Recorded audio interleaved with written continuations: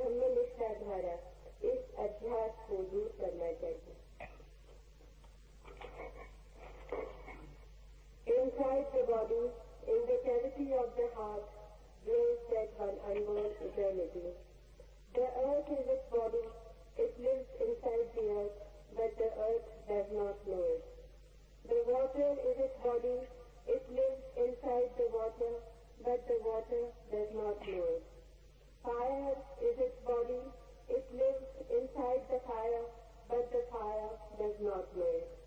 Air is its body. It lives inside the air, but the air does not know it. Ether is its body, but it lives inside the ether, but the ether does not know it. Mind is its body. It lives inside the mind, but the mind does not know it. Intellect is its body. It lives inside the intellect, but the intellect does not know it. Ego is its body. It lives inside the ego, but the ego does not know it. Chitta, thought, is its body. It lives inside the chitta, but the chitta does not know it. The unmanifest is its body. It lives inside the unmanifest, but the unmanifest does not know it. The imperishable is its body. It lives inside the imperishable, but the imperishable does not know it. Death is its body. It lives inside death, but death does not know it. That is the inner self of all matter, the things of which have dissolved and which is the life. The body and sense organs, etc., are of non-self, and above them, the thought of me and mine is a false identification. Therefore, a learned one should, through faith in the Supreme, free himself from this illusion.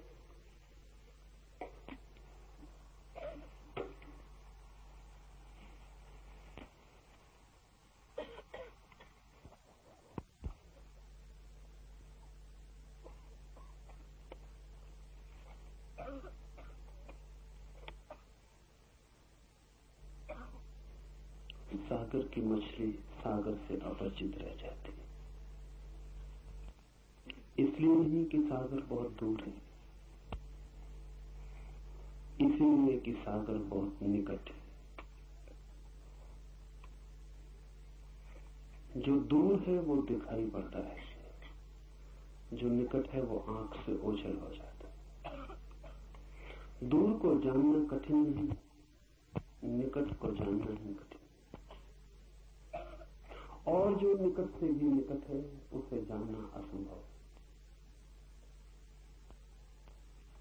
इसे थोड़ा हम ठीक से समझ लें, क्योंकि अंतर यात्रा में अत्यंत अपरिहार्य है जानना इसे। पूछते हैं लोग, कहां खोजें परमात्मा को? पूछते हैं कि जो भीतर ही छिपा है वो भूल कैसे गया है। पूछते हैं कि जो इतना करीब है कि हृदय की धड़कन भी उतनी करीब नहीं, श्वासें भी उतनी पास नहीं स्वयं के, वो भी बिछड़ कैसे गया है। जो मैं स्वयं ही हूं उससे भी विस्मृति कैसे हो गई। और उनका पूछना तर्कयुक्त मालूम पड़ता है। प्रतीत होता है वे जो पूछते हैं ठीक ही पूछते हैं, और लगता है कि होना नहीं चाहिए था ऐसा। जो मेरे भीतर ही छुपा है उसे ही मैं नहीं जान पाता हूं।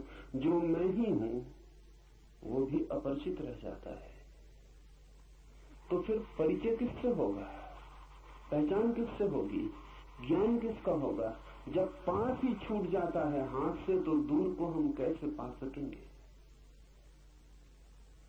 और ऐसा नहीं कि वो आज पास हो गया हो, वो सदा से ही पास है। अनंत अनंत काल से पास है। उससे क्षण भर को भी हमारा छूटना और दूर होना नहीं हुआ है। हम जहां भागे वो हमारे साथ भागता है, हम जहां जाएं वो हमारे साथ जाता है। नरकों में भी वो हमारे साथ यात्रा करता है, और स्वर्गों में भी, पाप में भी वो हमारे साथ उतना ही खड़ा होता है जितना पुण्य में। ये कहना भी ठीक नहीं कि साथ खड़ा होता है, क्योंकि जो हमारे साथ होता है उससे भी थोड़ी दूरी होती है। हमारा होना और उसका होना एक ही बात है। अगर ये सच है तो इस जगत में बड़ा चमत्कार हो गया। कि हम अपने को ही खो बैठे, जो असंभव मालूम पड़ता है। अपने को कैसे खोया जा सकता है? अपनी छाया तक को खोना मुश्किल है, हम अपनी आत्मा को खो बैठे हैं। ये कैसे हो सकता है? और ये हुआ है। उसके होने की घटना कैसे घटती है, वही इस सूत्र का सार है। इस सूत्र में प्रवेश करने के पहले इसके बुनियादी आधार समझ लें।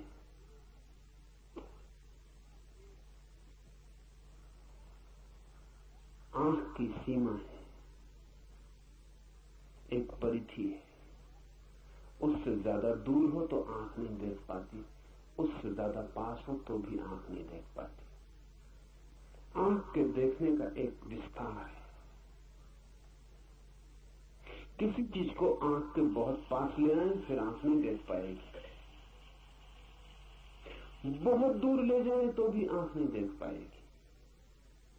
तो एक क्षेत्र है जहां आंख देखती है, और इस क्षेत्र के उस पार या इस पार आंख अंधी हो जाती। और आप तो इतने निकट हैं कि आंख के पास ही नहीं है, आंख के पीछे है। यही अड़चन है। ऐसा समझिए कि दर्पण के सामने खड़े हैं तो एक खास दूरी से दर्पण पर ठीक प्रतिबिंब बनता है। अगर बहुत दूर चले जाएं तो फिर दर्पण पर प्रतिबिंब नहीं बनेगा। बहुत पास आ जाए कि आंख को दर्पण से ही लगा ले तो प्रतिबिंब दिखाई नहीं पड़ेगा। लेकिन यहां मामला ऐसा है कि आप दर्पण के पीछे खड़े, इसलिए दर्पण पर प्रतिबिंब बनने का कोई उपाय ही नहीं। आंख आगे है, आंख पीछे है। आंख देखती है उसको जो आंख के आगे हो, आंख उसको कैसे देखे जो आंख के पीछे। कान सुनते हैं उसको जो कान के बाहर है, कान उसको कैसे सुने जो कान के भीतर है। आंख बाहर खुलती है, कान भी बाहर खुलते हैं। मैं आपको छू सकता हूं, अपने को कैसे छू?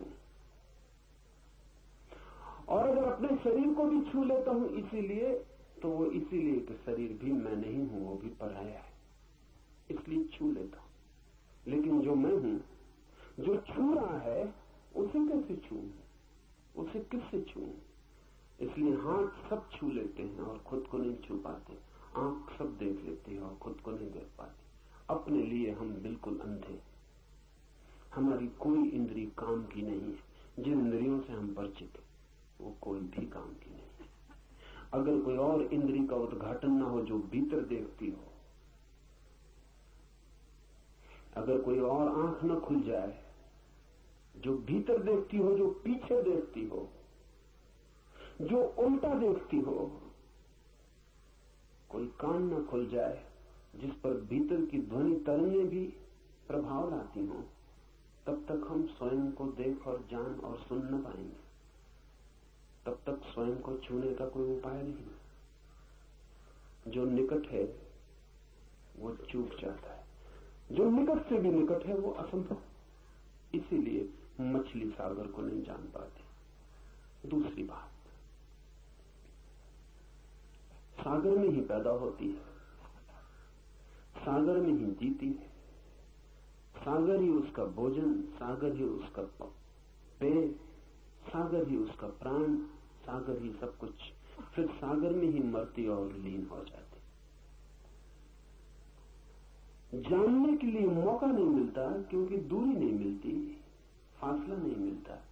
मछली को सागर का पता चलता है अगर कोई उठा के उसे सागर के किनारे फेंक दे, तभी। ये बड़ी उल्टी बात हुई। सागर का पता तब चलता है जब सागर से दूर हो जाए। तो मछली तरसती है रेत पर, धूप में, तब उसे सागर का पता चलता है, क्योंकि इतनी दूरी तो चाहिए पता चलने के लिए। पैदा होने के भी पहले जो मौजूद था और मरने के बाद भी जो मौजूद रहेगा, और जिसमें ही पैदा हुए और जिसमें ही लीन हो गए, उसका पता कैसे चलेगा? पता चलने के लिए थोड़ी बिछड़न, थोड़ा बिछोड़ होना चाहिए। इसलिए मछली को सागर का पता नहीं चलता, किनारे पे कोई फेंक दे तो पता चलता। आदमी की और भी मुसीबत है, परमात्मा सागर ही सागर है, उसका कोई किनारा नहीं जिस पे आपको फेंका जा सके, जहां आप तड़फने लगे मछली की तरह। ऐसा कोई किनारा होता तो बड़ी आसानी हो जाती। ऐसा कोई किनारा नहीं, परमात्मा सागर ही सागर है। इसीलिए तो जो परमात्मा में किनारा खोजते हैं वो उसे कभी नहीं खोज पाते। जो परमात्मा की मझधार में डूबने को राजी हैं उनको ही उसका किनारा मिलता है। किनारा है ही नहीं, खोजने का कोई उपाय नहीं, और किनारा हो भी कैसे? सब चीजों का किनारा हो सकता है, समस्त का किनारा नहीं हो सकता, क्योंकि किनारा बनता है किसी और चीज से। नदी का किनारा बनता है, सागर का किनारा बनता है किसी और चीज से। परमात्मा के अतिरिक्त कुछ और नहीं है जिससे किनारा बन सके। परमात्मा का अर्थ ही इतना है कि जिसके अतिरिक्त और कुछ नहीं। परमात्मा का मतलब कोई आकाश में बैठे हुए किसी व्यक्ति का नहीं है जो जगत को चला रहा हो। ये तो बच्चों की कहानियां है। परमात्मा से अर्थ है उस तत्व का जिसके अतिरिक्त और कुछ भी नहीं। ये उसकी वैज्ञानिक परिभाषा हुई। परमात्मा का अर्थ है समस्त, सर्व, सब कुछ जो भी है। जो भी है उसका कोई किनारा नहीं हो सकता है, क्योंकि उसके अतिरिक्त कुछ किनारा बनने को बचता नहीं है। इसलिए परमात्मा मझधार है, वहां कोई किनारा नहीं। जो डूबने को राजी है वो उबर जाता है, जो उबरने की कोशिश करता है बुरी तरह डूबता है।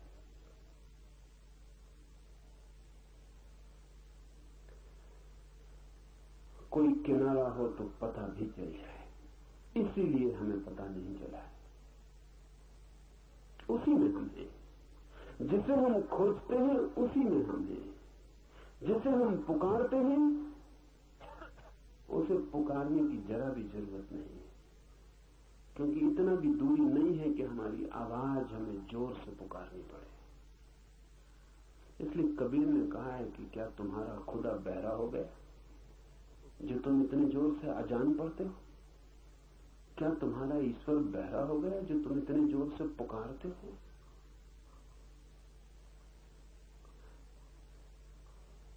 इतने पास है कि आवाज देने की भी तो जरूरत नहीं। अगर मौन भी कुछ भीतर होगा तो वो भी सुन लिया जाएगा, इतने पास है। दूसरे को पुकारना हो तो आवाज देनी पड़ती है, खुद को पुकारने के लिए आवाज देने की भी क्या जरूरत है? दूसरे का तो तभी सुनाई पड़ता है जब शब्द ध्वनित हो, स्वयं का तो मौन भी सुनाई पड़ता है। इतने जो निकट है वही कठिनाई है। इसे ठीक से ख्याल में ले लें कि सत्य से हम इसलिए चूक गए हैं क्योंकि हम उसी में पैदा होते, उसी से बनती हमारी मांस मज्जा, उसी से निर्मित होती हमारी हड्डियां, वही है हमारा श्वास, वही है हमारा प्राण, वही सब कुछ है। अनेक अनेक रूपों में, अनेक अनेक द्वारों से हम उसी का जोड़ हैं, उसी का खेल। फासला बिल्कुल नहीं है, इसलिए स्मरण नहीं आता, इसलिए स्मरण असंभव हो गया है। इसलिए संसार तो बहुत दिखाई पड़ता है, सत्य बिल्कुल दिखाई नहीं पड़ता। संसार दूर है, जगह है दोनों के बीच में। इसलिए संसार की वासना जगती है। वासना का अर्थ क्या है? वासना का अर्थ है जिससे हमें दूरी मालूम पड़ती हो उससे दूरी मिटाने की कोशिश। वासना का अर्थ है जिससे हमें दूरी मालूम पड़ती हो उससे दूरी मिटाने की कोशिश। इसलिए परमात्मा की कोई वासना नहीं, क्योंकि दूरी ही मालूम नहीं पड़ती। या कभी कोई परमात्मा को खोजता भी मालूम पड़ता है तो झूठी वासना मालूम पड़ती। परमात्मा के नाम से कुछ और मालूम पड़ता। नाम परमात्मा का लेता है, चाहता कुछ और है। शक्ति चाहता हो, सिद्धि चाहता हो, धन चाहता हो, पद चाहता हो, कुछ और।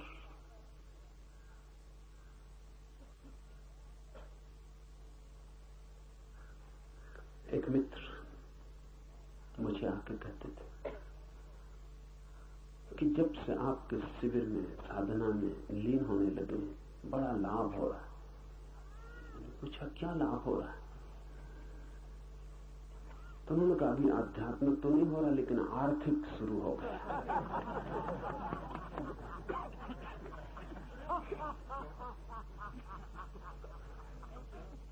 ठीक, आध्यात्मिक की इतनी जल्दी भी क्या है? टाला जा सकता, स्थगित किया जा सकता। आर्थिक तत्काल है।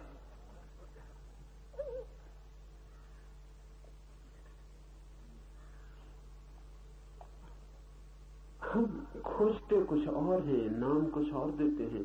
जहां जहां हमने परमात्मा लिख छोड़ा है, अगर जरा हम लेबल उखाड़े तो भीतर कुछ और पाया जाएगा। हम कुछ और चाहते हैं। जो आदमी कुछ और चाहता है परमात्मा के नाम से, वो आदमी उससे ज्यादा बेईमान है जो सीधा संसार चाहता है। कम से कम एक ऑनेस्टी, एक ईमानदारी है, एक प्रामाणिकता है। एक आदमी कहता है मैं धन चाहता हूं, एक आदमी कहता है मैं काम वासना चाहता हूं, एक आदमी कहता है मुझे पद चाहिए, अहंकार की तृप्ति चाहिए, एक आदमी कहता मैं तो परमात्मा चाहता हूं। लेकिन परमात्मा की चाह में मन उसका कुछ ऐसा ही है कि एक दिन दुनिया को दिखा दूं कि मेरी मुट्ठी में परमात्मा भी है। इसलिए परमात्मा की खोजी को अगर ख्याल से देखें, अगर उसका अहंकार बढ़ता जाए तो समझना कि उसकी खोज किसी और चीज की। अहंकार क्षीण होता जाए, टूटता जाए, विसर्जित होता जाए तो ही समझना कि खोज परमात्मा की। सन्यासियों की अकड़ जाहिर है, महात्माओं की अकड़, बड़े बड़े राजनीतिज्ञ भी मात हो जाए उस अकड़ से। राजनीतिक की तो खोज ही ठीक है, उसी अकड़ के लिए, बाकी भी साफ, उसमें कुछ जाल नहीं है ज्यादा। कुछ होने का मजा ही सारी बात है। लेकिन महात्मा की बात कुछ और है। वो कहता है ना कुछ होने की खोज में, और फिर कुछ होता चला जाता है। दो महात्मा मिल जाए तो उनको एक तख्त पे बिठाया नहीं जा सकता, क्योंकि ऊंचे नीचे कौन बैठे, कहां बैठे। इसीलिए महात्मा मिलते नहीं एक दूसरे से, क्योंकि बड़ी दिक्कतें आती हैं। एक मित्र पागल है, थोड़े पागल ऐसे कि महात्माओं को मिलाने की कोशिश करते हैं। वो मुझसे कहने लगे कि बड़ी मुसीबतें आती, यहां तक सवाल उठता है कि अगर दो महात्माओं को मिलाया तो नमस्कार में पहले हाथ कौन जोड़े।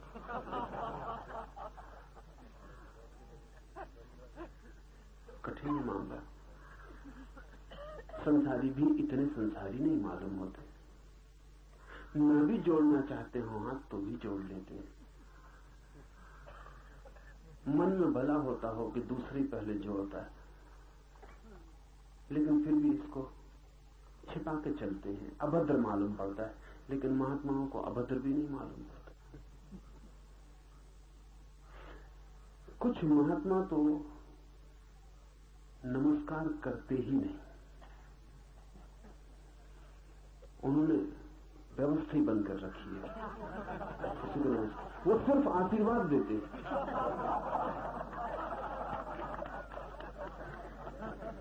ऐसे एक महात्मा को मिलाने के लिए कोई मित्र कोशिश में थे किसी दूसरे महात्मा को, तो उस दूसरे महात्मा ने कहा और सब तो ठीक, लेकिन हम नमस्कार न करें और वो आशीर्वाद दे दें तो इसमें सब खराब हो जाए। ये हमारी खोज कुछ और है, धर्म से कुछ, परमात्मा से कुछ लेना देना नहीं। हम कुछ और चाह रहे हैं, हम कुछ और मांग रहे हैं, लेकिन बेईमान हैं और हमने शब्द कुछ और ओढ़ रखे। परमात्मा की खोज कैसे हो? क्योंकि दूरी नहीं है। दूरी हो तो वासना जगती है, फासला हो तो दिल होता है दौड़े, फासला हो तो जीतने की आकांक्षा पैदा होती है, कठिनाई हो तो अहंकार को रस आता है पराजित करने का, जीतने का। फासला ही नहीं, दूरी ही नहीं, परमात्मा मिला ही हुआ है। ऐसी हालत जैसे कि तेनजिंग या हिलरी एवरेस्ट पर चढ़ते हैं तो मजा क्या है? पहला आदमी मनुष्य के इतिहास में एवरेस्ट पर खड़ा हो जाता है, और तो एवरेस्ट पे कुछ भी नहीं है, लेकिन एवरेस्ट पर पहला आदमी इतिहास का खड़ा हो जाता है तो अहंकार को एक ऐतिहासिकता मिल जाती। अब दुनिया में जब तक एवरेस्ट है तब तक हिलरी और तेनजिंग का नाम मिटाना मुश्किल है।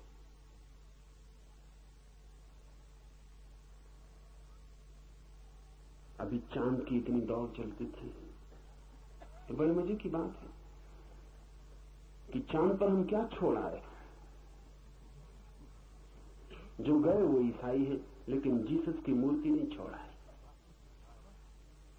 झंडा छोड़ा है अमेरिका का। थोड़ा सोचे, झंडे असली हैं, जीसस वगैरह सब झूठे हैं।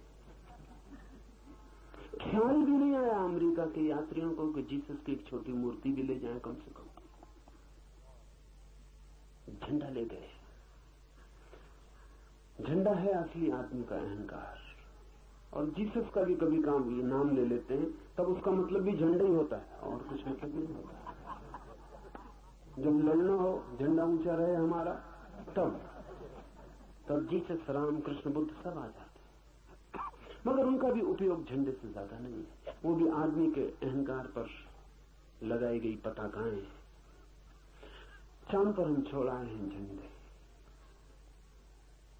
आदमी इस आकांक्षा में लगा रहता है कि कुछ मैं कर दिखाऊं जो मैं ही कर पाऊं, ताकि मेरा मैं एक ऐतिहासिकता ले ले। पर अगर आप एवरेस्ट पे ही पैदा हुए हो तब बड़ी मुश्किल में पड़ जाएंगे, झंडा भी कहां लगाएं। आदमी परमात्मा पर ही पैदा हुआ है, वही है। आप वहां हैं ही, वहां से आपका कभी जाना नहीं हुआ। वही है आपकी भूमि जहां आप खड़े।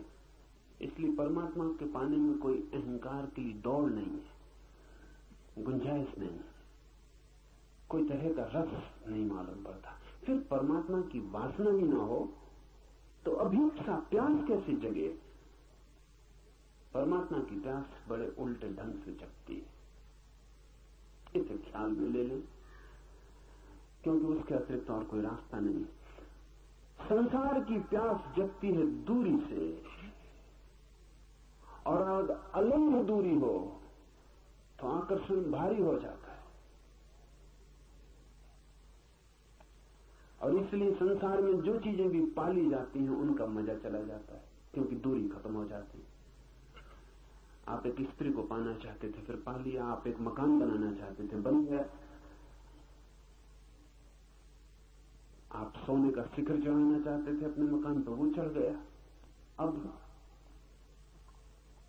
जो मिल जाता है वो व्यर्थ हो जाता है, क्योंकि वो पास आ जाता है, उसमें दूरी नहीं रह जाती। दूर हो, कठिनाई हो, कोई न पा सके, आप ही पा सके तो ही मजा होता है। अमीरी का मजा अमीरी में नहीं है, बहुत लोगों की गरीबी में। अगर सब लोग अमीर हो जाएं, बात खराब हो जाए। अमेरिका में वही परेशानी है, अमीर का मजा कम हुआ जा रहा है। गरीब भी वही कपड़े पहन रहा है, उन्हीं कारों में चल रहा है, उन्हीं मकानों में रह रहा है। गरीब और अमीर के बीच अब कोई बहुत बुनियादी फासला नहीं। अमीर का मजा किरकिरा हुआ जा रहा है, अमीर परेशान है, वो कुछ और तरकीबें खोज रहा है जो वो ही कर सके और सभी लोग न कर पाए। परमात्मा में ही हम हैं, इसलिए परमात्मा में कोई अहंकार के लिए बुलावा नहीं, कोई निमंत्रण नहीं है, कोई चोट, कोई चुनौती, कोई चैलेंज नहीं है। फिर परमात्मा की अभीप्सा कैसे पैदा होती? संसार की अभीप्सा पैदा होती दूरी से, बुलावे से, चुनौती से। परमात्मा की अभीप्सा होती संसार की असफलता से। इसे ख्याल कर लें। जब आप सब तरफ दौड़ चुकते हैं और सब तरफ हार जाते हैं, सब पा लेते हैं और सब व्यर्थ हो जाता है, खोज पूरी हो जाती है और पूरे होते ही नकार हो जाता है, सब शून्य हो जाता है। हाथ में आते ही सब चीजें मिट्टी सिद्ध होती हैं, दूर सब सोना मालूम पड़ती हैं। जितनी हो दूरी उतना स्वर्ण शुद्ध मालूम पड़ता है। जैसे जैसे पास आता है अशुद्ध होने लगता है, और पास आता है मिट्टी होने लगता है। जिन्होंने कथा मिदास की है, कथा में बड़ा व्यंग है। कथा है कि मिदास ने ऐसी सिद्धि पा ली, ऐसा वरदान पा लिया कि जो भी छुए सोना हो जाए। हम सब मिदास से उल्टे हैं, जो भी छुए मिट्टी हो जाए। लेकिन बड़ा मजा है, मिदास भी मुश्किल में पड़ गया था, तो हमारी मुश्किल का तो क्या अंत। मिदास जो भी छूता है सोना हो जाता। उसने अपनी पत्नी को छुआ, वो सोना हो गई। उसने भोजन छुआ, वो सोना हो गया। उसने पानी पीने को उठाया, ओंठ तक पानी गया और सोना हो गया। मरा मिदास, बड़ी मुश्किल में पड़ गया, क्योंकि सोने से प्यास नहीं बुझती। और कितनी ही लोग बातें करें, कनक जैसा शरीर, स्वर्ण जैसा शरीर, सोने के शरीर से कोई तृप्ति होने वाली नहीं। कोई कितनी कहे कि मेरी प्रेसी का जो काया है कनक काया, स्वर्ण काया, लेकिन हो जाए तब पता चले, तब सिर धुने बैठती थी ये क्या हो गया, तो वही काया बेहतर थी। तो मिदास इस मुश्किल में पड़ गया, कवियों की बातों में आ गया, वरदान मांग बैठा। पत्नी हो गई सोने की, पानी सोना हो गया, भोजन सोना हो गया। लोग उससे भागने लगे, खुद के बेटी बेटी दूर रहने लगे, कहीं वो छू न दे, कोई मित्र पास न आए कि कहीं छू न दे। मिदास अकेला हो गया, भरा पूरा जगत था उसका, सम्राट था, अकेला हो गया। वजीर पास न आए, सदा एक फासला रखें कि बचने का उपाय रहे, भागने की सुविधा रहे, अगर वो छू ही दे। और मिदास भूखा मरने लगा, पानी मिले ना, भोजन मिले ना। वो चिल्लाने लगा, चीखने लगा कि भगवान वापस कर दे, वही ठीक था। ये तो वरदान अभिशाप हो गया।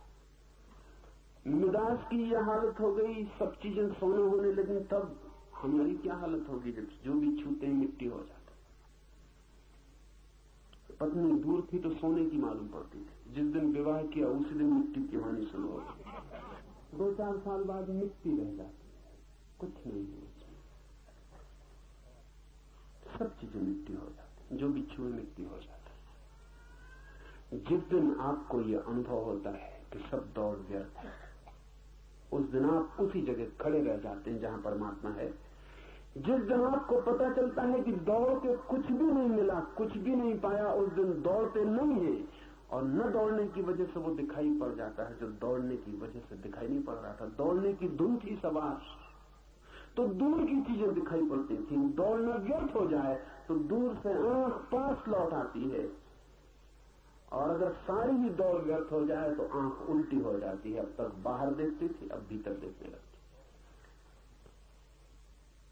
दर्पण घूम जाता है जब संसार में देखने योग कुछ भी नहीं लगता, पाने योग कुछ भी नहीं लगता, खोजने योग कुछ भी नहीं लगता, जब संसार वासना नहीं रह जाती। इसलिए इतना जोर दिया है बुद्ध ने, महावीर ने, उपनिषदों ने कि निर्वासना द्वार है। वासना है दूर जाने की व्यवस्था, निर्वासना है पास आने का द्वार। इस सूत्र को अब हम ख्याल में ले लें। शरीर के भीतर छिपा है वह अजन्मा नित्य, कभी पैदा नहीं हुआ जो, और सदा है और सदा है और सदा है। ऐसा जो अजन्मा नित्य है वो इसी शरीर के भीतर छिपा है, लेकिन शरीर को उसका कोई पता नहीं।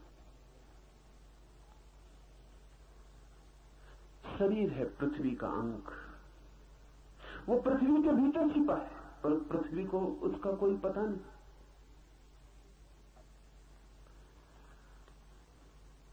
इसी की पुनरुक्ति है इसी सूत्र की।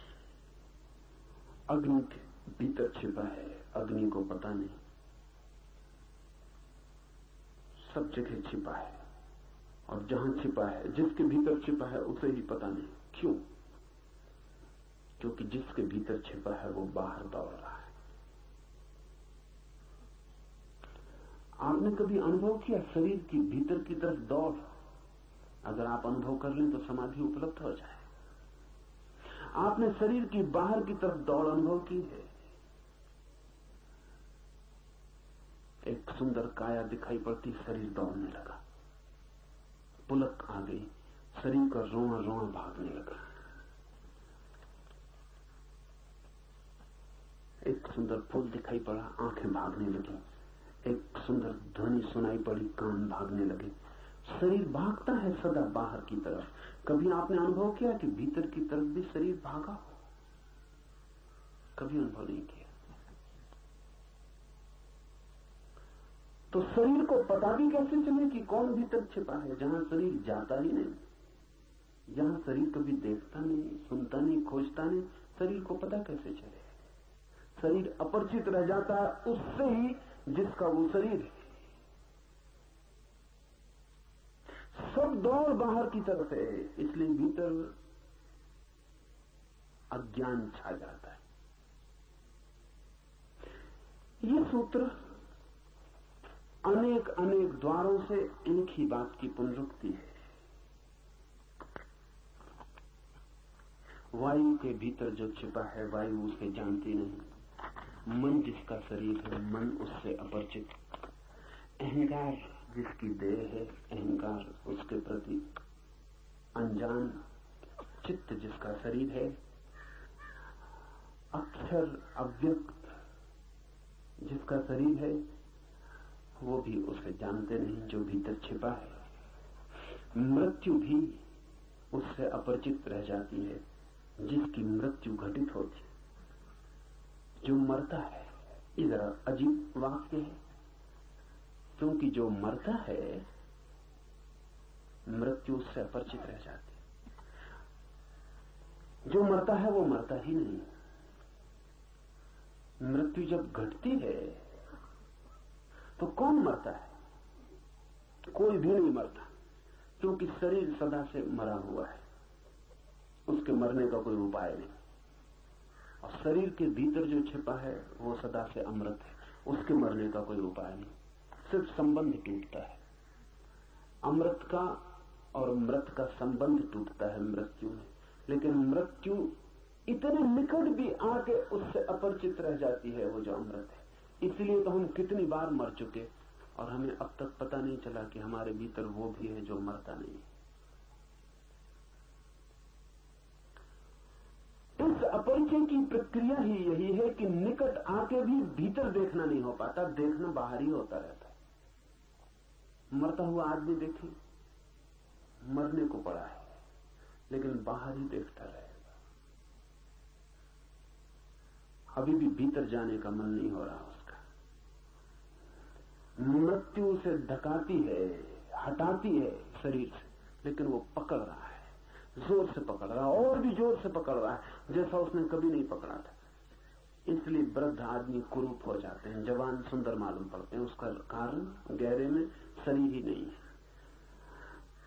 जवान शरीर को पकड़ता नहीं, अभी आश्वस्त है।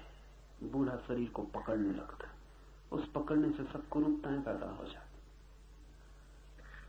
बूढ़ा डरने लगता है कि अब मरे, अब मरे, अब मौत करीब है। जितना मौत से डरता है उतना जीवन को जोर से पकड़ता है,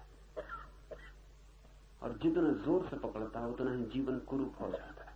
बच्चे इतने प्यारे लगते हैं, पकड़ते ही नहीं बिल्कुल, अभी उन्हें पता ही नहीं कि मौत भी है। पशु पक्षी देखे,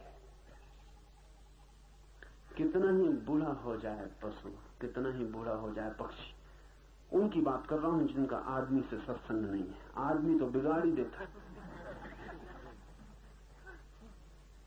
तो बड़ी हैरानी होती है, जंगल में पशु और पक्षी बूढ़े नहीं होते मालूम पड़ते। जैसा बुढ़ापा आदमी को पकड़ता है ऐसा पशु पक्षियों को पकड़ता नहीं मालूम पड़ता। बच्चे ही बने रहते हैं, किसी गहरे तल पर उन्हें पता ही नहीं कि मौत होने वाली है, इसलिए कोई शरीर की पकड़ नहीं आती। बच्चे में जो ताजगी है, जीवन सहज है, मौत की पकड़ नहीं है कोई।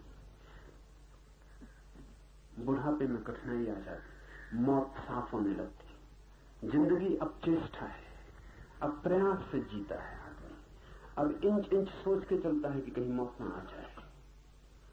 इससे दुविधा पैदा हो जाती, तनाव बचाता भीतर, और पूरे समय चिंता संताप पकड़ लेता, वही चित्त को कुरूप कर जाता है।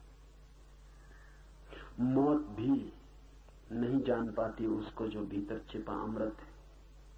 कारण एक ही है कि भीतर देखने की घटना ही तब घटती है जब बाहर देखने का सारा सिलसिला व्यर्थ हो जाए। इसे थोड़ा हम समझ लें। व्यर्थ कई बार होता मालूम पड़ता है, फिर भी होता नहीं। ऐसा नहीं है कि आपको व्यर्थ नहीं हो जाता, आपको भी व्यर्थ हो जाता है। एक कार खरीदने का सोचते थे, खरीद ली। जब नहीं खरीदी थी तो रात उसके सपने भी आते थे। जिस दिन कार की डिलीवरी मिलने वाली थी उस दिन रात सो भी नहीं सके थे, रात भर।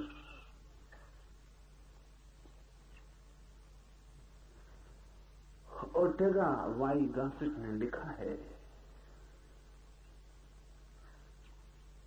अपने एक मित्र के बाबत, तो उसने एक बहुत खूबसूरत गाड़ी फेरारी खरीदी, बड़ी कीमती गाड़ी, और पहले ही दिन लेके उसे निकला, जरा सी खरोंच लग गई। बच्चा नहीं था मित्र, 50 साल का आदमी था, गैर पढ़ा लिखा नहीं था, यूनिवर्सिटी का प्रोफेसर था, साधारण विषय का प्रोफेसर नहीं था, फिलोसफी का प्रोफेसर। ओर्टेगा वाई गासेट ने लिखा है कि मैंने अपने उस मित्र को अपनी मां के कंधे पर सिर रख के रोते देखा। फेरारी में खरोंच लग गई, कार थी कीमती, न मालूम कितने सपने देखे होंगे। जो खरोंच थी वो भीतर तक चली गई, आत्मा तक प्रवेश कर गई होगी, तभी रोया है। रोते आप सब भी हैं। वो आदमी जरा ईमानदार रहा होगा, खुली सड़क पर मां के कंधे पर सिर रख कर रोने लगा। लेकिन कितने दिन चलेगा ये? 2-4 दिन में फेरारी पुरानी पड़ जाएगी। महीने 2 महीने में ये आदमी इसी गाड़ी में बैठेगा, इसे पता भी नहीं चलेगा कि किस गाड़ी में बैठा है।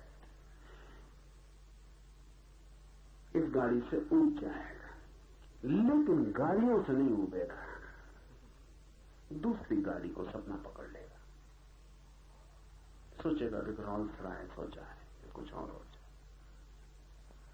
एक स्त्री से उब जाएगा मन, एक पुरुष से उब जाएगा, लेकिन स्त्रियों से नहीं उबेगा, पुरुषों से नहीं उबेगा।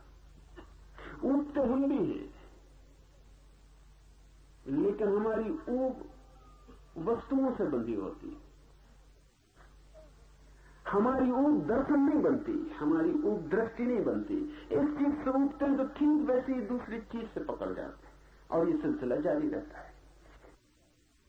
इतना ही फर्क है आप में और किसी बुद्ध में कि आप एक स्त्री से ऊबते हैं, दूसरी स्त्री में रस बना रहता है।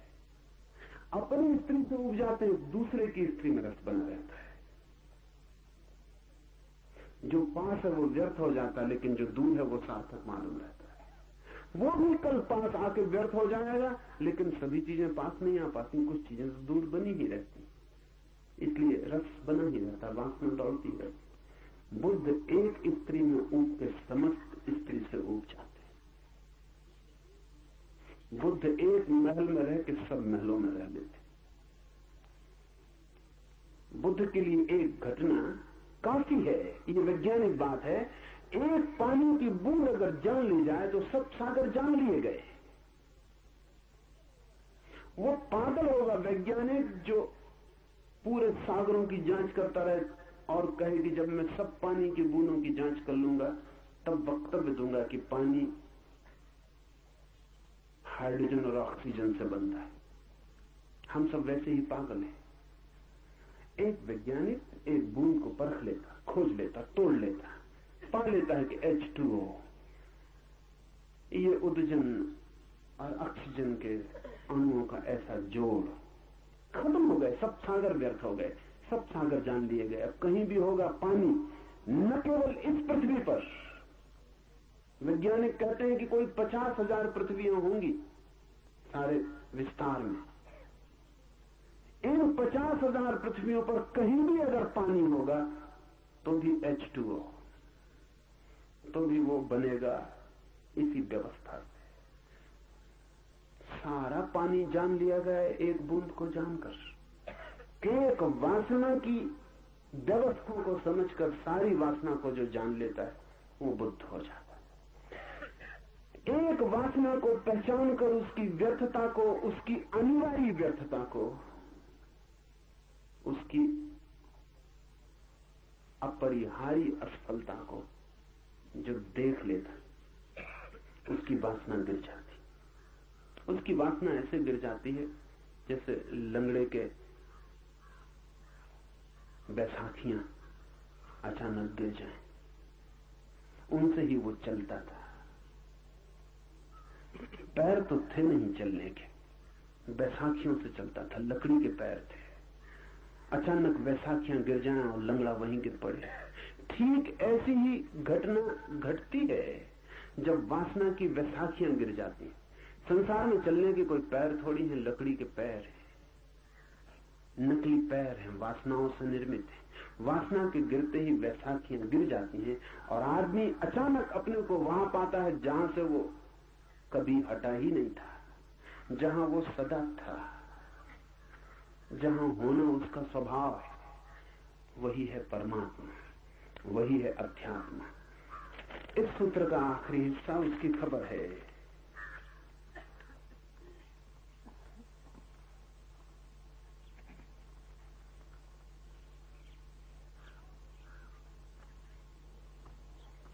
मृत्यु जिसका शरीर है और मृत्यु के अंदर जो है, और मृत्यु जिसे जानती नहीं, वही इन सर्वभूतों का अंतरात्मा। उसके पाप नष्ट हो गए हैं और वही एक दिव्य देव नारायण है। देह, इंद्रियां आदि अनात्म पदार्थ हैं, इनके ऊपर मैं, मेरा ऐसा जो भाव है वो अध्यास भ्रम है। इसलिए विद्वान को ब्रह्मनिष्ठा द्वारा इस अध्यास को, इस भ्रम को दूर करना चाहिए। आखिरी बात इस सूत्र में, ये जो वासनाओं की दौड़ है ये इसीलिए है कि हमें दिखता है दूर कहीं कोई सपना पूरा होता होगा। जैसे मरुस्थल में कोई देखता है, दूर मालूम होता है जल का सरोवर, दौड़ता है, जल के लिए दौड़ता है। वहां जाके पाता है नहीं है कुछ, रेत ही रेत है, लेकिन तब तक कहीं और जल का सरोवर दिखाई पड़ने लगता है। भ्रम है, अध्यास है। सूर्य की किरणें जब तपती हैं जोर से रेत के ऊपर और वापस लौटती हैं, रिफ्लेक्ट होती हैं, जब वापस लौटने लगते हैं, तो कपती हुई सूर्य की किरणें जब वापस लौटती हैं, उनके कंपन के कारण भ्रम पैदा होता है कि लहरें कप रही हैं। और वो कंपन इतना सतत होता है और कंपन की एक धारा बन जाती है कि अगर पास में कोई वृक्ष खड़ा हो तो उस कंपन में उस वृक्ष की छाया नीचे दिखाई पड़ने लगती है। वो कंपन दर्पण का काम करने लगता है। और जब आपको दूर से दिखाई पड़ता हो पानी भी, और न केवल पानी, आकाश में उड़ती हुई बदलियों की नीचे प्रति छाया भी दिखाई पड़ती हो, तो भरोसा भी कैसे ना करें। आकाश में उड़ते हो कबूतर या आकाश में उड़ती हो बगलों की कतार और नीचे पानी में भी उसकी छाया हो जाती हो, पास में खड़े वृक्ष भी नीचे दिखाई पड़ते हो, तो फिर भरोसा पक्का हो जाता है कि पानी होना चाहिए। न केवल लहरें दिखाई पड़ती हैं, लहरों में प्रतिबिंब भी दिखाई पड़ता है। पास जाके जैसे जैसे पास पहुंचते हैं वैसे वैसे तिरोहित होने लगती हैं छायाएं, बिल्कुल पास पहुंच के रेत हाथ लगती है। अध्यास का अर्थ है जो नहीं है उसका दिखाई पड़ना। शंकर के लिए ये बड़ा प्यारा शब्द है और उपनिषदों के लिए बड़ा आधारभूत। अध्यास का अर्थ है प्रोजेक्शन, प्रक्षेपण, जो नहीं है उसका दिखाई पड़ना। वो जो दिखाई पड़ता है वहां है नहीं, आप अपने भीतर से आरोपित करते हैं।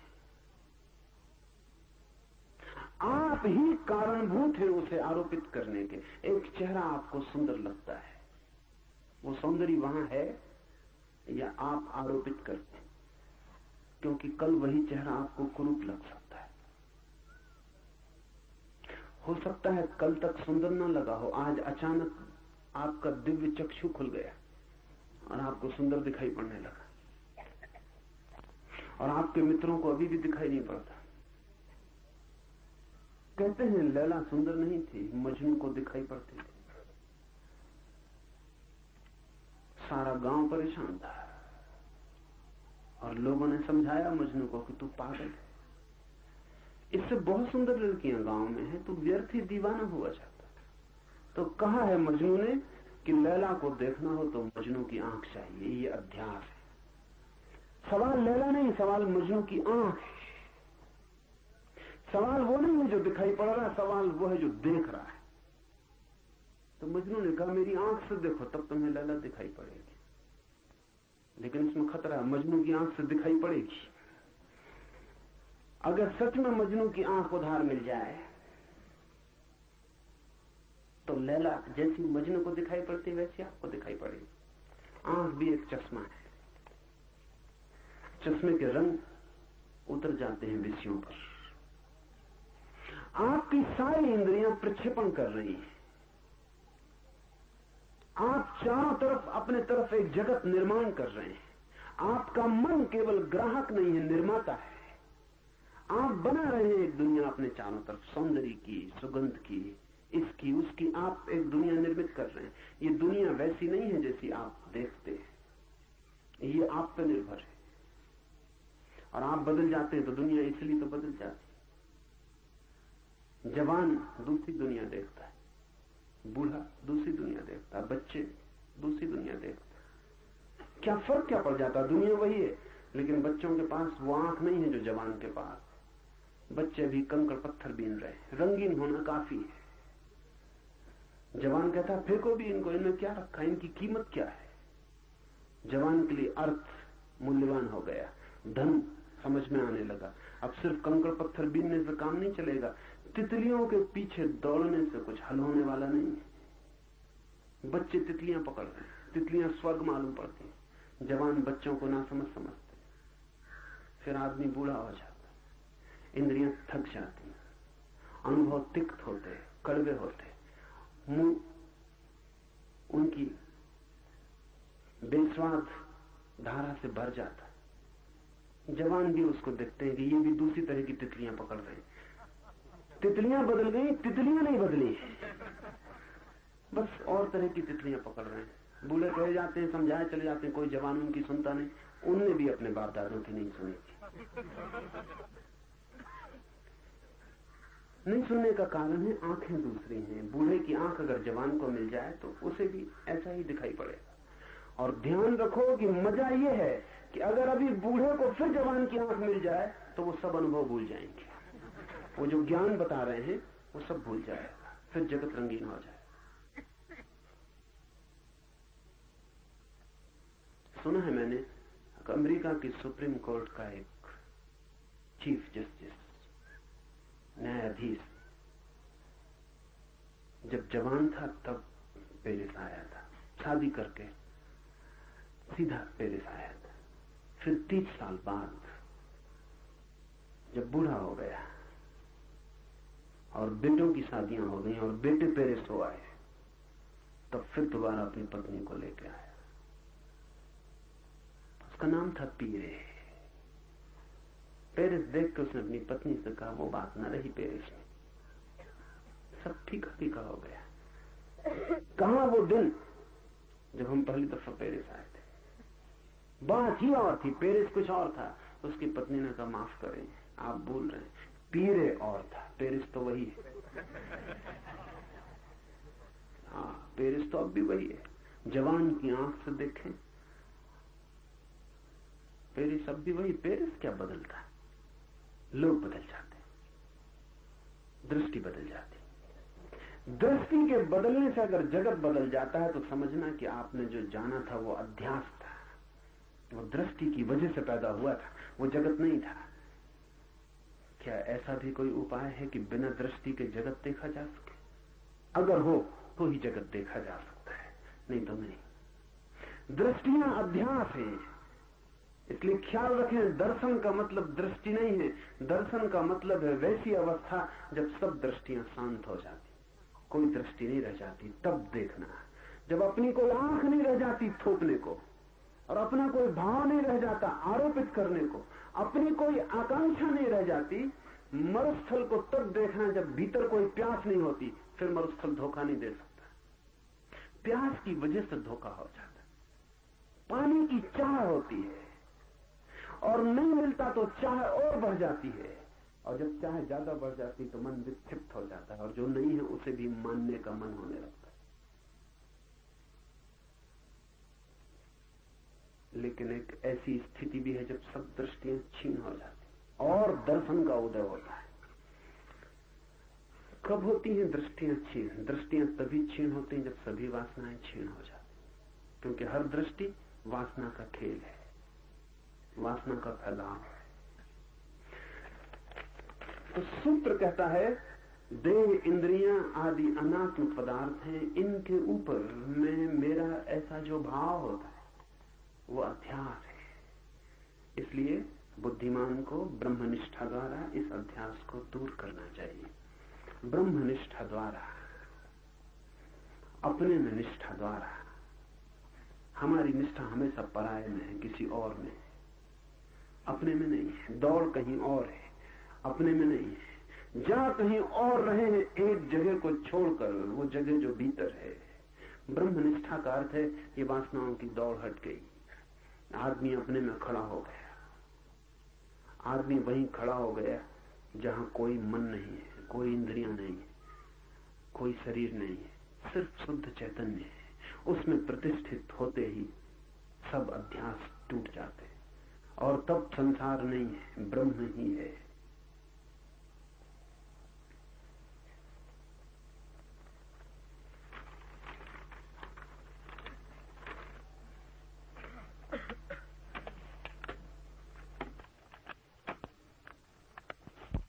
जब मैं हिंदी में बोल रहा हूं, बहुत लोगों को हिंदी समझ में नहीं आती,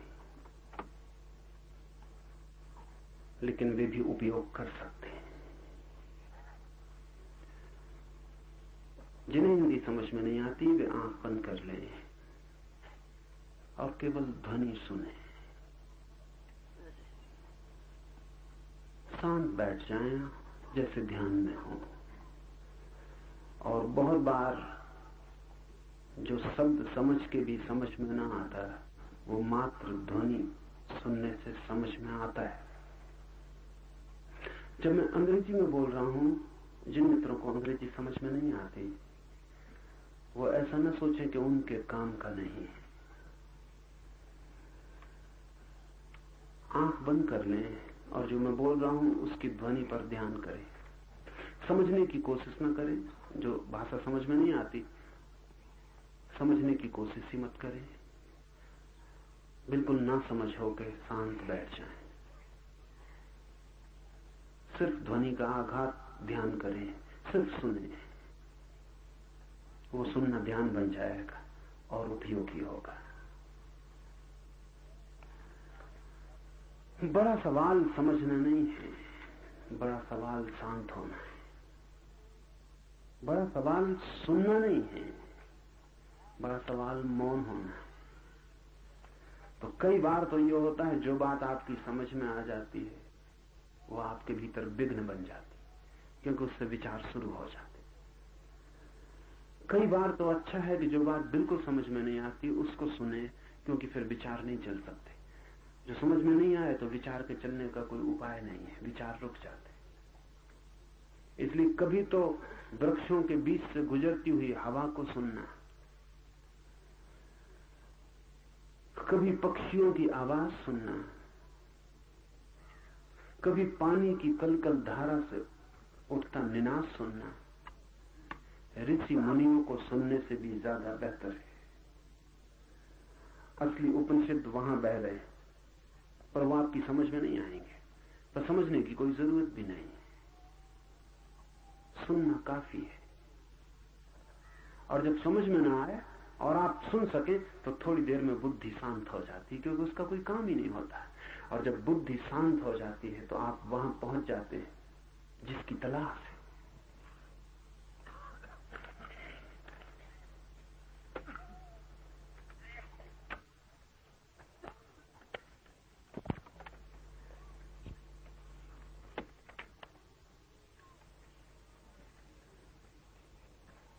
Man is a periphery, but also a center. Man is a circumference, but not only that. Your body is your circumference, but not you. This sutra is concerned with the identification of consciousness with the body, the identification of the center with the periphery.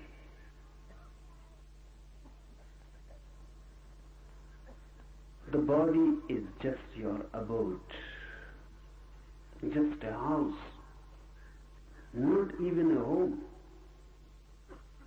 just a house. You are in it, but you are not it. But the mind believes itself to be the body. That is known as adhyas, illusion, projection. Why this mind takes body as identical with it, as one with it. The nearness, the constant nearness, the intimacy between the two. And body begins to be reflected in the mirror of the mind. And constant association, not only in this life, but of many lives. By and by, you become one with that which has been in association with you. It becomes a habit. For millions of years, consciousness has existed in bodies.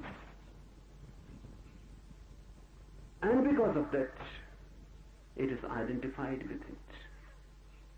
This identification is the only error, the only ignorance, the only sin for Eastern approach. This is the original sin, to be identified with the body.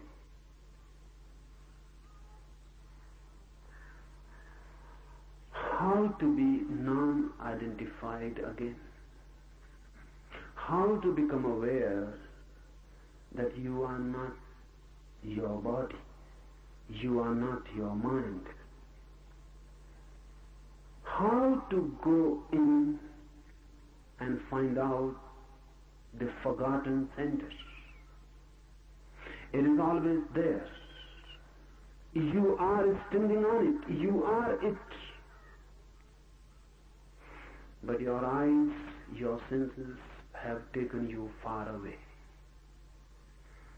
You have gone on a journey. This journey is very miraculous. It is like a dream journey. You sleep in Mount Abu, and in the night you dream you are in London, or in New York, or in Calcutta. You have gone on a journey in the mind. The journey appears to be actual, real, You cannot remember in your dream that this is a dream.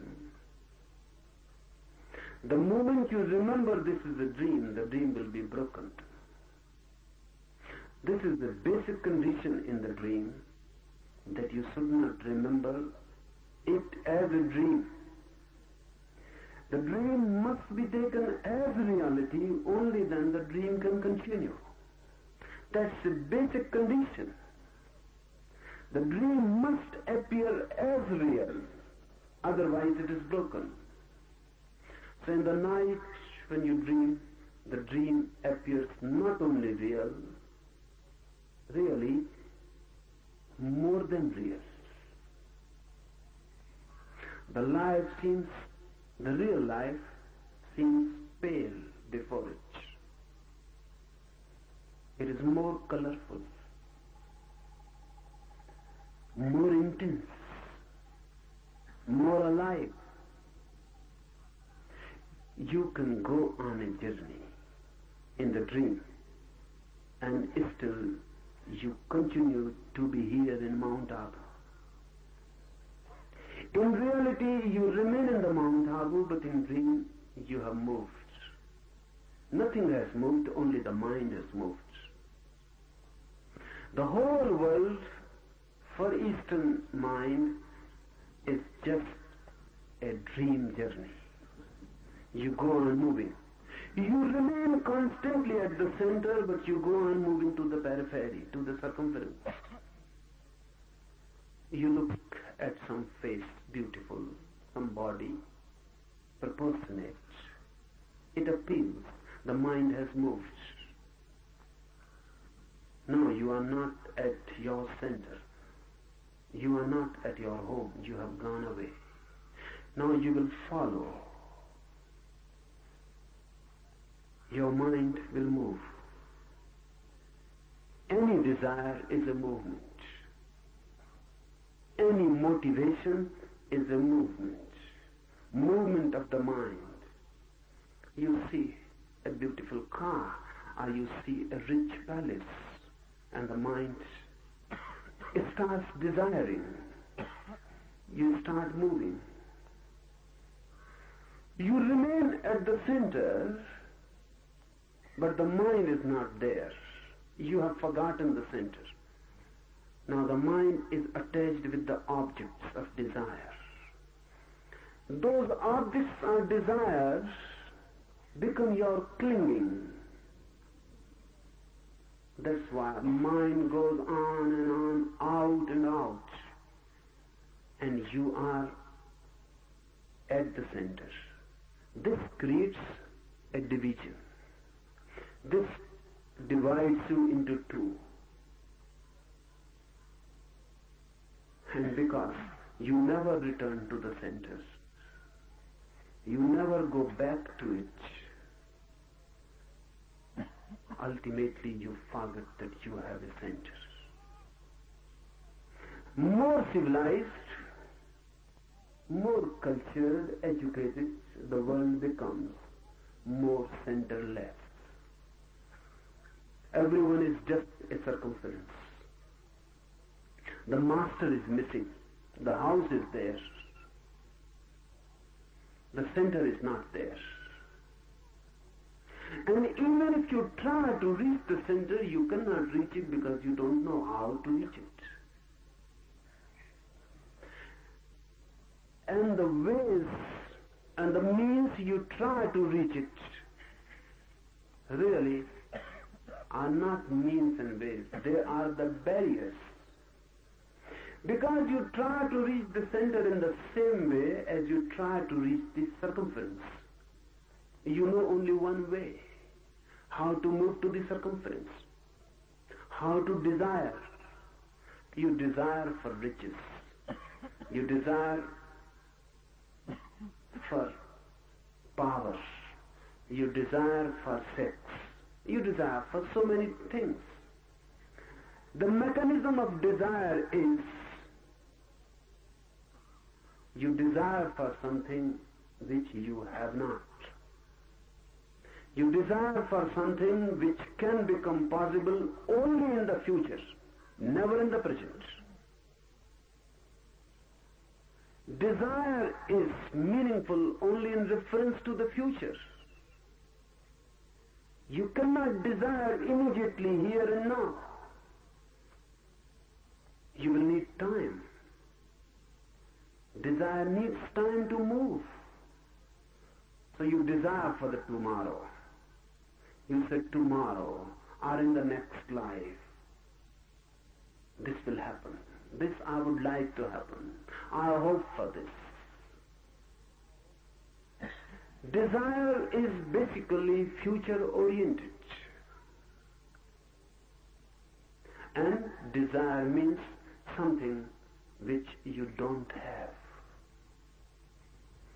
This mechanism, if you apply to the inner journey, will become a barrier. This mechanism cannot help. Because the basic situation differs. Not only differs, it is absolutely diametrically opposite. Your being, your center is not something to be achieved in the future. It is here and now. It is already the case. You can have it immediately. No time is needed to move to it. Really, no movement is needed. Just an awareness, and you are there. You have not moved away. You are just unaware. You have not gone anywhere so that you have to come back. You have never gone in reality, only in dream. You are sleeping in Mount Auburn dreaming of London, and someone suddenly awakes you. Will you be awake in London or in Mount Auburn? Or will you tell that, wait, I am in London and now I will need to come back to Mount Auburn? No, from a dream. If you are awakened, you are suddenly here. The dream world, the dream journey disappears completely. You are not to come back because you had never gone away. Your being, your center is here and now. It cannot be made an object of desire. You cannot desire it. And if you desire it, you will miss it. Your very desire will become the barrier. Allah says, do not seek, otherwise you will miss. Do not seek and find. Looks absurd. Do not seek and find looks illogical. It is not. It looks illogical because we know only one logic, the logic of desire. If someone says, do not find riches, do not seek riches, and you will find, it is illogical. You will never find. If someone says, don't long for worldly things, and you will find them, nonsense. You will never find them. You will have to seek. Then too it is difficult to find them.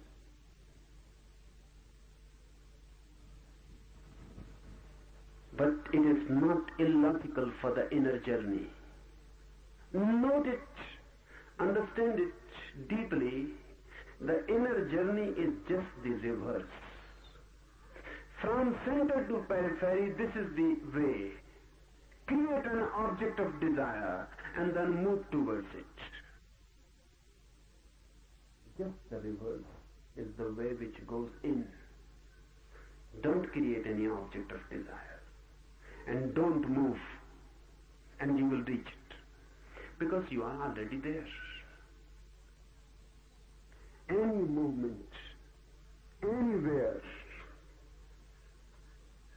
and you will miss your center.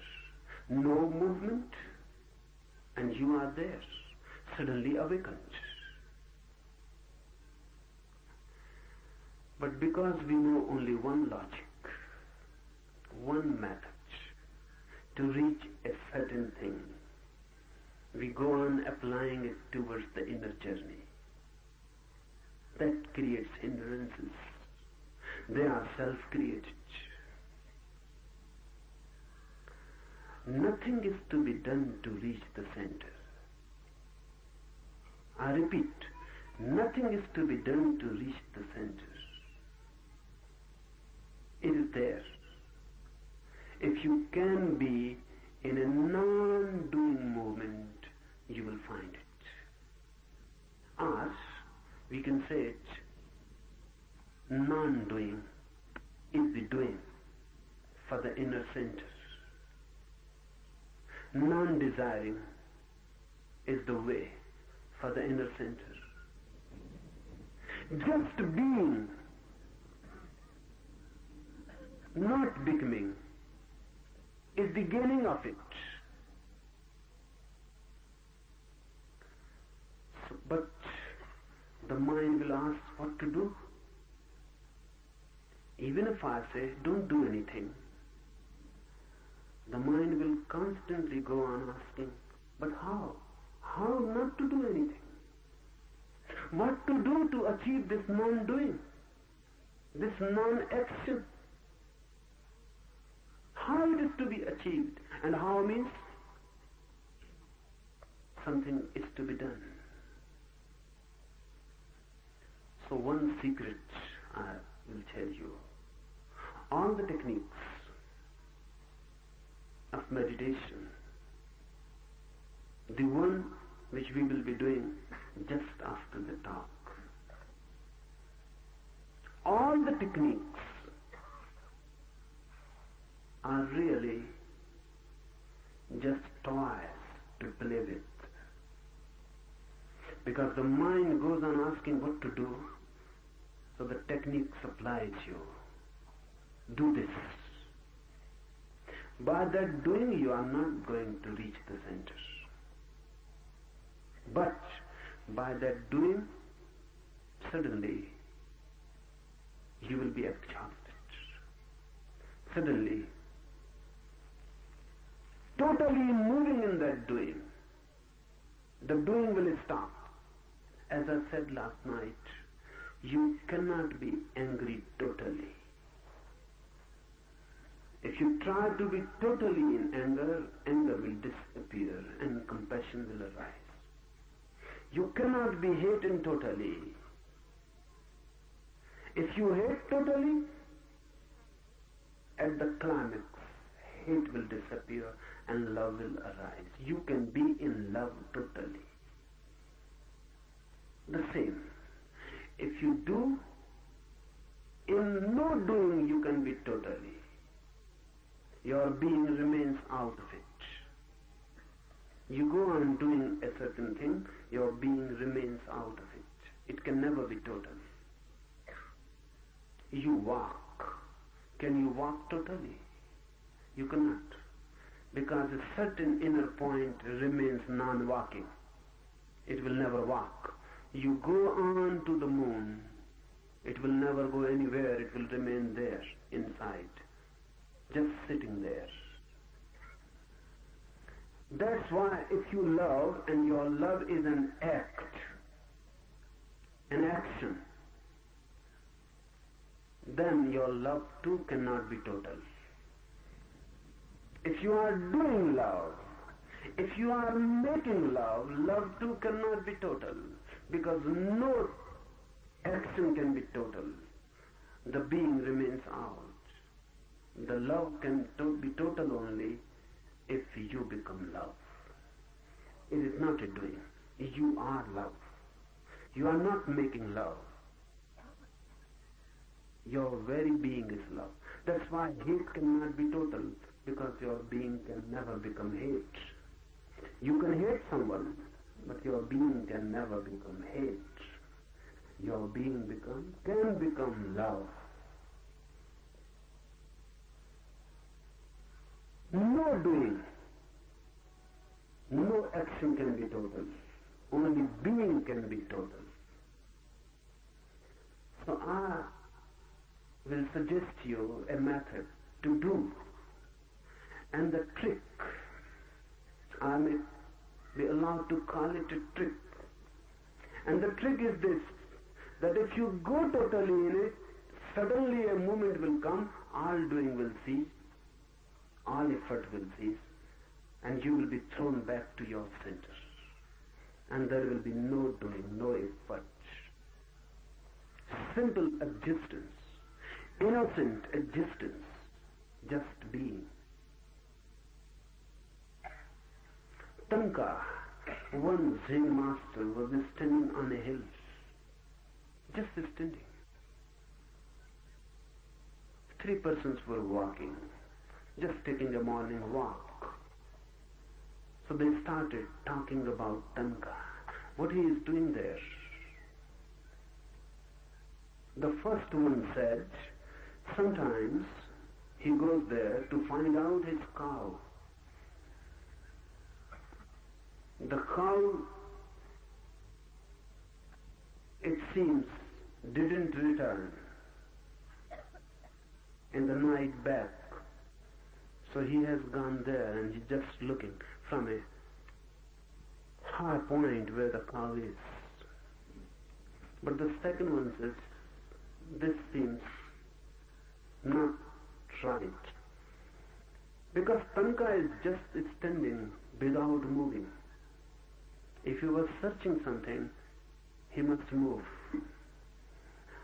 His face seems fixed. And even from this faraway point, we can infer his eyes are closed. The second one said, I propose another hypothesis. He is not looking for his cow. Rather, he is waiting for some friends who might have accompanied him, but are left somewhere behind. He must be waiting. But the third one said, he cannot be waiting, because if someone waits, sometimes he looks back. He never looks back. He's just standing like a statue. So I propose the third idea. He is meditating. It was difficult to decide, and they argued. So ultimately they decided we must go to him and ask what he is doing. So they went. They asked Tanka, what are you doing? The first one said, are you in search of your cow? The cow has not returned home. Tanka is reported to have said, I have no home in this world and nothing to miss. Who has said to you that I have a cow?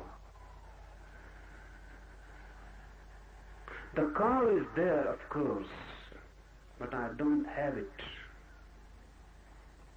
So there is no question of finding it, searching for it.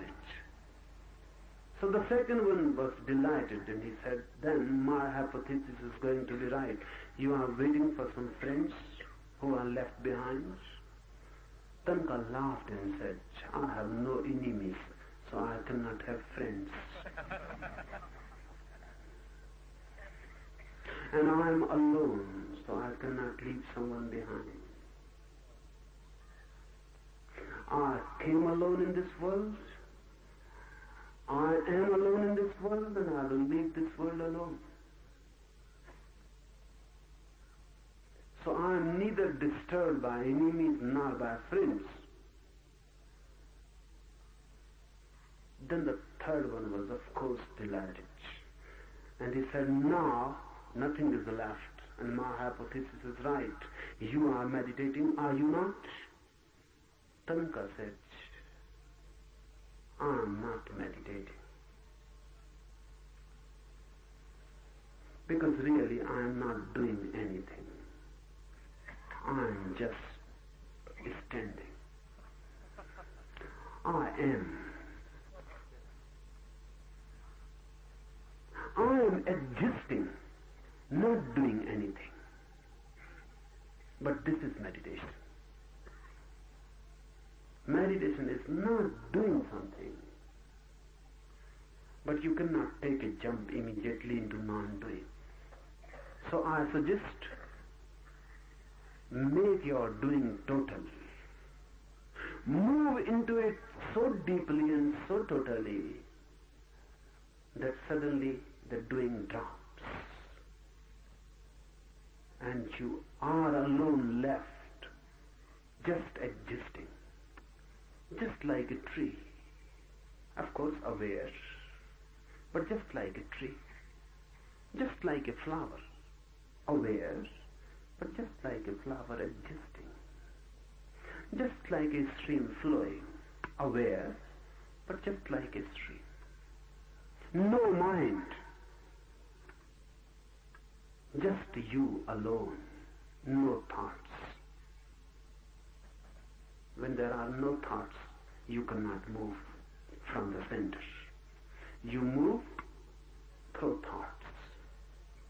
Thoughts are the ways towards the periphery, and no thought is dropping back to the center.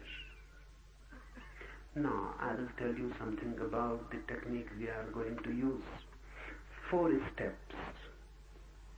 First step, 10 minutes fast, chaotic breathing. With no system. This is not a yoga exercise. Chaotic, anarchic. Why? Because if you use any systematic breathing, any rhythm, the mind can control it. Mind can control any system. Mind is the great systematizer. So we are here to break the systems, the system of the mind. So breathe chaotically like a madman. Fast. Take the breath in as much as you can and throw it out. Take it in and throw it out. Fast with no rhythm. So that mind is just socked. And breathing is a great device to sock the mind. You must remember that with every emotion, breathing changes. And every emotion has its own system of breathing. When you are in love, breathing is relaxed. When you are angry, breathing can never be relaxed. When you hate someone, breathing is different. When you are in compassion, breathing is different. When you are at ease, breathing is so silent that you cannot even feel it. When you are tense, breathing cannot be silent. You can feel it. This chaotic breathing belongs to no emotion. So simply by doing it, you transcend emotions and the mechanism of the mind. And the mind is just thrown off. It cannot continue.